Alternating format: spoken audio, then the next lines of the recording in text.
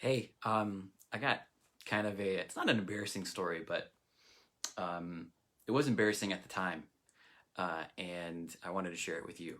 So when I was first starting out in SaaS, software as a service, and I had what I would do is I didn't have any experience really with SaaS, so I didn't have experience with onboarding emails. I had a lot of ideas and kind of concepts that I thought would work, but I didn't really have any real world experience.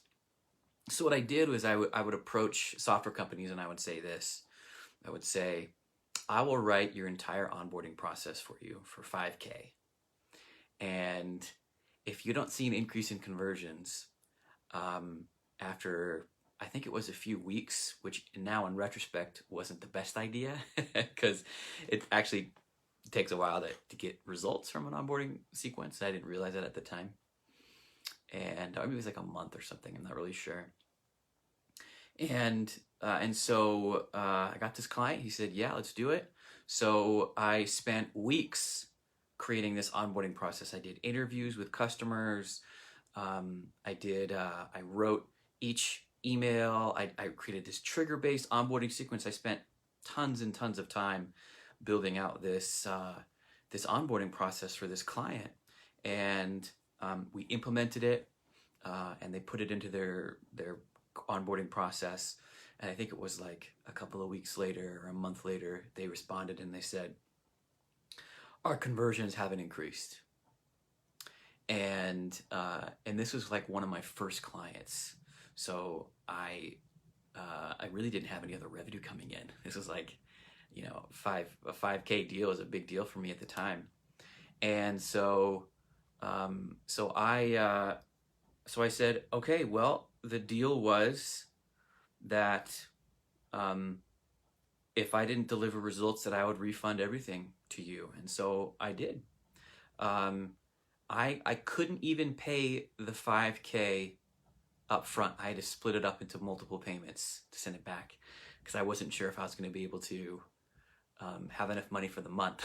So now looking back, it was a very scary moment. But I guess the reason I'm telling you this is because um, uh, it's when I first started out, and even now, my goal is to get people, clients, founders a result, and that is what I focus on is results.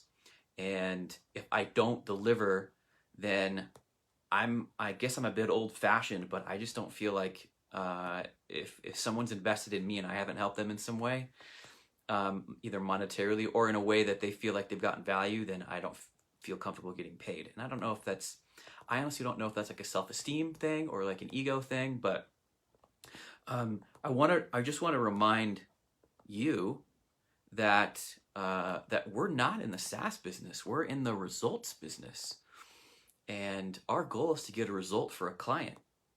And that's an important differentiator between SaaS business and the results business. So some people would argue and say, we're in a totally different type of business or whatever, like McDonald's is in the real estate business. But really, our goal is to get our clients results. And, you know, I also realized that the solution to their problem might not be you, or it might not be me. And that's okay. When I talk to clients, I probably turn away 75% of clients right off the bat. They don't even, get through to a conversation with me because I just know I can't help them. And I don't want to waste their time and I don't want to waste my time. And if I do talk to someone who I find out is not a good fit, I will say, I'm sorry, but I'm not a good fit. I don't solve this specific problem, or this is a set of problems that I just don't solve. And I've only had this happen to me with one other software solution, and that was Superhuman, the email client. Let me tell you a quick story. So I applied for Superhuman, And in order to get into Superhuman, you actually need to go through an application process that they review. And I went through this application process, and I answered truthfully. And I got an email back that said, "I'm sorry but we don't think Superhuman's going to be a fit for you. So you literally can't sign up for Superhuman. We're not going to send you the link to sign up. We're not going to send you a credit card link or whatever." And I was like blown away, because how often does that happen when you sign up for a software solution and it says, "I'm sorry, we're not a good fit for you." And you know what? That made me want it even more. So I got a new email. I resubmitted my application. I answered the questions the way that I think they wanted me to answer them. And then I got approved, and then I got into Superhuman. And I loved it. I actually really loved Superhuman. And I tell people that I love it. I don't use it anymore because I have a VA who does a lot of the email for me now. So I don't use it anymore. But when I was doing email for myself, I absolutely loved it. And I tell people about that.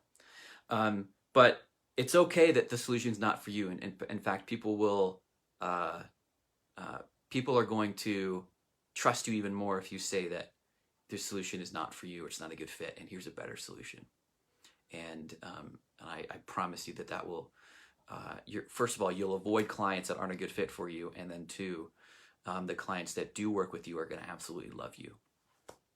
And I guess the third thing is, failures are wonderful. I was talking to someone a few weeks ago, and he said, this guy, he may have started 3 SaaS companies and been successful, but I have failed 100 times more than he has succeeded.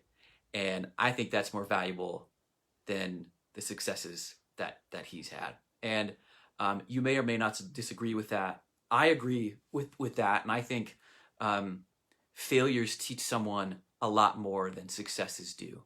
And when I had to deliver that onboarding sequence to that client, and after all that work, and then open up my Stripe account and refund that $5,000 to that client, because I made a promise and I worked based on results, that was a huge learning experience for me. And it's something I look back on as one of my a defining moment for me, because I put my reputation and myself on the line, and I didn't deliver, and so I refunded.